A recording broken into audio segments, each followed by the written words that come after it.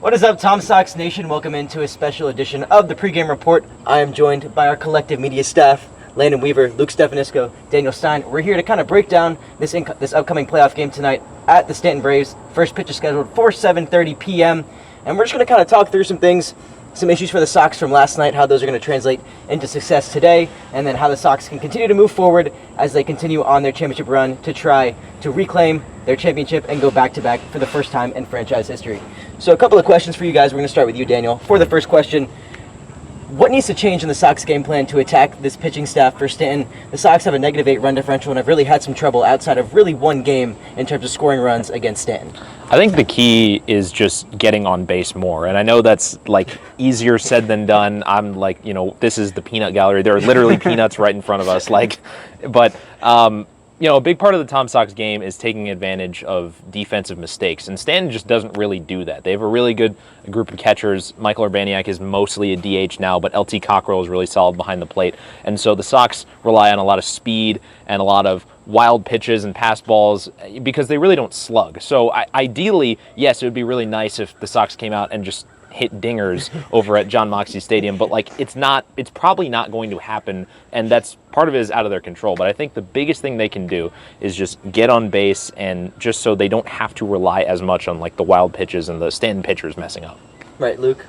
Anything to work off of that? I think my answer would be very similar to Daniel's because Parker Monday, the starter for the Braves today, is probably one of the best pitchers in the VBL. He's allowed 2 earned runs over all of his appearances this season. So I think you have to take advantage of whatever Stanton gives you, whether it be a walk or a pass ball or something. Just find ways to work your way around the bases and give your guys a chance to bring them in, because it felt like last time that the Sox had runners on. Lee Sowers was at second base early on in the game to give the Sox a lead, and they couldn't get him across. And it's stuff like that I think we just need to figure out and just work as a team, play complementary baseball to find success. But it's going to be a tough challenge with Monday on the bump, whichever way you spin it. Yeah, complementary baseball, as you said, it's a big part. And the Sox, a lot of the times I've seen this season, when they get on base, they're a little too greedy when trying to steal bases. Tonight, I'd like for them to focus on taking the opportunities that are given rather than trying to take a chance, because taking a chance is something for a later stage in the game, right? When the game is maybe in the balance, it's a 6-6 ball game, whatever. But when you're trying to get a lead and capture that lead, take what you're given. Don't try and steal, or steal if you know you're going to get it. And then, as you said, home runs. It's hard to come by. Adonis Velez has the Sox only home run way early in the season at John Moxley Stadium. So, play that small ball mentality that you've been doing all season, and I think they'll be good. Yeah, I think the small ball for the Sox really starts to work and starts to pay off when they all truly buy into it. You can see a couple of at-bats here and there across the games where maybe they'll buy into it for an inning or two. But seeing that at a consistent level, I think, is something the Sox really need to drive into if they're going to have a chance to win, not only tonight, but also tomorrow, potentially against Harrisonburg. But for the Sox, we talk about that lack of slugging, we talk about the lack of pop in the order. Who's got to be that spark plug coming down the line of the playoffs? And we'll start, Landon, with you. We'll go back the other way. I think Luderman needs to really step up. He's been struggling as of late. He's 4 for 24 in his last 24 at-bats. And, when he gets to his ability to pull down the line, and if it goes fair, it's a really good sign. It's an easy double if he were to get on his horse and go around. So I think Luderman's a really big spot. And also Brock Clayton, the guy that's really come alive as of late. If he can continue his hot stretch, I think the Sox will be in a good spot.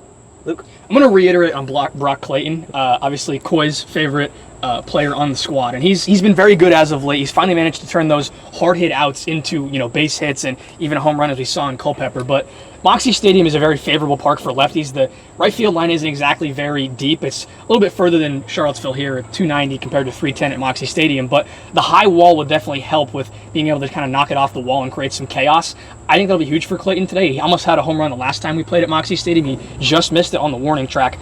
I also think that favors Will Genowine, a guy who yesterday had probably one of the furthest hit baseballs we've seen this season. Unfortunately, it went about 40 feet to the right of the foul pole into the foliage, but with his swing, I think he can definitely find the gap in Moxie Stadium and create chaos, which is, again, part of the small ball mentality, which even if you're a slugger, creating chaos of just finding a ball into the gaps of the outfield and forcing the outfielders to make kind of quick decisions on where they go with the baseball is key to having successful small ball.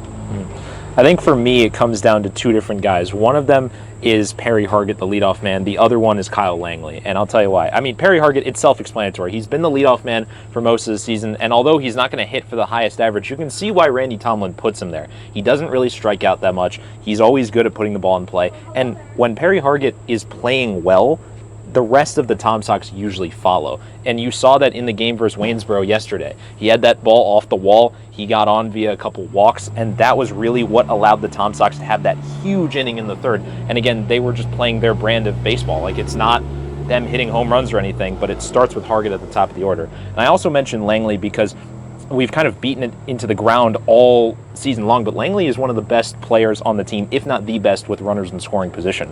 And I think that it's his experience at JMU playing 2 full seasons there has really given him that mantra of the guy who's going to knock in runs. So I think if the top of the order is productive, especially with Hargett and Langley, we're going to have a much better chance of winning the game. Yeah, and I'm going to kind of rally off of you and go to the middle of the order instead and kind of pick whoever's hitting in those 5 to 7 spots. That's kind of been a weak spot for the Sox all season long. It's been 1 through 3 have been pretty solid at the top of the order, maybe 1 through 4 depending on the day. And then the work that maybe the 8 and 9 hitters have done this season to turn the lineup over, especially now with the addition of Lee Sowers at the plate, has been super helpful for the Sox. To me, it's that middle ground, the guys who've got to keep the line moving to get to the guys at the bottom of the order who you know for sure are going to get on base, whether it's Lee Sowers, whether it's Will Genowine, who may be struggling as of late, but has still been pretty successful at the plate this season. But those guys in the middle just need to translate and kind of produce their own offense to keep the line moving, run or score the guys who have gotten on base before them, keep the line moving for the guys below them, put together a beginning for the Sox, who like to work a lot off of their own momentum. And another thing, kind of what you just mentioned with Kyle Langley, is managing those late game situations. We'll start with you for this one, Luke. Just how do you want to approach, say it's a Lee Sowers double to get on base to maybe with 1 out in an inning. How are you going to go about doing that, especially against a Stanton team who gives up so few hits, especially to the Sox, and who gives up so few opportunities at the plate? I think hitters just need to change their approach, because when Lee Sowers got on base via that double, you had, I believe, Patrick Nias and Walker Buchanan were the 2 guys kind of around the order, and they moved Sowers over to third base, but then again, a strikeout kind of killed the momentum, because that was a leadoff double for Sowers, and most likely a leadoff double is going to turn into a run, which would have been huge in that game for the Sox, but it didn't end up because the strikeout killed everything the Sox had momentum-wise. So I think it's just simple as changing your approach to try and put the ball on the ground, maybe go the opposite way if you're a righty, and just try to find the way to get Sowers over to third, and then just, if you're up with 1 out and Sowers on third, or a runner on third in general, not specifically Lee Sowers, but he will get on base because that's what Lee Sowers does, find a way to bring him home. It doesn't have to be anything special. You can take a productive out, but that's just the game of baseball. And those productive outs go a long way in helping your team win. That's part of complementary baseball, which I think the Sox have struggled with at Stanton. Hopefully they can finally break it today. Landon? I think to kind of go off of your point with Sowers, and if he gets on base with a double and then out on the board, you think about a guy that's up next in the lineup is Perry Hargett, and that's something that the Sox haven't done a whole lot this season is bunt. But Perry is one of the fastest guys on this roster, so if he can lay down a bunt that just kind of squibbles down the third base line, he could honestly get himself on base, and then you got runners on the corners with maybe 1 out, and then that brings up a Kyle Langley, a Hudson Luderman, even a Patrick Nias to try and drive those runs home, and it's a good spot. So the Sox just need to maybe play a little more conservative and not try and go for broke every time at bat.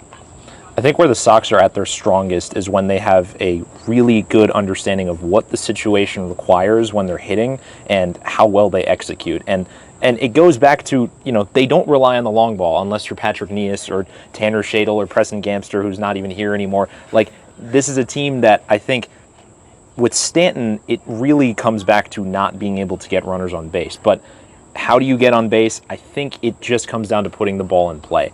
And when you put the ball in play more, good things are going to happen. We saw that in the Waynesboro game where there was like 5 errors. I think Waynesboro had 4 maybe in the entire game. They had 3 in 1 inning. And look, Stanton is not going to play like Waynesboro. They're much more sound defensively. They're probably not going to throw to the backstop as much as the Generals did. But it comes down to when you do get someone in scoring position, which the Tom Sox really haven't done a lot in their games at Stanton especially, what does the situation require? Does he need to be moved over? Is this like a strategic sack bunt situation? Are you just bunting because you're Perry Hargett and you got wheels? It comes down to the coaches instilling a clear call of this is what you need to do, now go and execute. And I think once you do that, just trust the hitters and they'll do their job. So we're going to go from offense over to defense for the final question potentially of this little segment that we've got going on. Defensively, maybe from the pitching staff perspective, the top of this Stanton order is one of the more dangerous ones throughout the entire Valley Baseball League. It was a thing that they didn't really have to deal with last night against Waynesboro. But how do you attack the top of that order in comparison to the bottom of the order where it's maybe a little bit weaker, but attacking the top of the order compared to the bottom of the order? What's your game plan going in, Daniel? Back to you. I think it's just throwing strikes. And I think a lot of the Tom Sox pitchers are on the younger side and less experienced side, as are most of the pitchers in the VBL, but it really doesn't matter because some of the best pitchers have been guys who haven't really played. And I think where I'm going with this is that the Tom Sox know that their pitchers have really good stuff. That's not the problem. It is, I think a lot of it is a mentality thing of, you really want to light up the radar gun, but that's not really the case. Someone like Dawson Newman is not going to throw 96, but it frankly doesn't matter because his strength is painting the corners and filling the zone. And I think that if the Tom Sox can get ahead in counts, especially against the top three of the Stanton lineup that's really good and a lot more experienced, then they're going to be in a much better spot. And that's what they were able to do the last time they visited John Moxley Stadium and played Stanton. Wyatt Campbell, one of the best players in the VBL this season, I don't even think he got on base. I think they struck him out like 3 times. They definitely got him multiple times. And that's how they did that, was getting ahead in counts, and from there you're already putting the hitter on the wrong foot, which is what the Tom Sox want to do. So pound the zone, trust your stuff, and they have a much better chance of winning. Yeah, I think trusting your stuff is a big aspect of what the pitchers for the Sox need to do tonight. I feel like any time this season a Sox pitcher has a good start and then they try and switch up their game plan, even though something else was working, maybe an off-speed pitch, a curveball that was finding the zone was working for them early, and then they try and go back to that fastball. I kind of think last night with Saxon Roberts, he had 5 strikeouts in his first 10 at-bats at least, and then all of a sudden he started trying to do some more off-speed stuff, whereas his bread and butter is the fastball. And once that fastball wasn't locating, maybe once or twice, then he went to the off-speed stuff, completely switched up his game, and then walked 5 guys. So I think even if something doesn't work every time, a pitch isn't going to work every time, but if it's working 5 out of 7 times, 6 out of 8 times, you've got to stick with it and be consistent. Consistency is key, especially in the playoffs where one game can send you home. I think the key to this whole game is allowing the top of the order to have to take their at-bats with nobody on base, and that means keeping the bottom of the order out of the scorebook entirely. Because if you give those guys at the top of the order a chance with runners on first and second, or any runners on in general, they're going to find a way to bring them in. That's just the Stanton order. They've been one of the best offenses in the VBL this season, and they're going to get theirs. But limit it to maybe, say, a solo shot from Joey Little or a solo shot from Wyatt Campbell, and not a 3-run blast that's going to, knock morale out of the ballpark and really take the dugout out of the game. I think you need to just find ways to get the guys at the bottom of the order out and force the top of the order to try and manufacture stuff themselves and not allow them to have, inherited runners in their at-bats and kind of just take the Sox out of this ball game morale-wise. And to your point on that, Luke, that's something that they really did well versus Waynesboro. And I know what you mentioned with Saxon Roberts about the wheels kind of coming off in the 9th inning. That's a different problem. But what happened in Waynesboro that really, I think, catapulted the Tom Sox into the lead early was that Brandon Eldridge, I think he allowed 3 hits in his 6 2/3 innings of work. All 3 of those hits were from, 2 of them were from Murray, who's like a former Duke guy.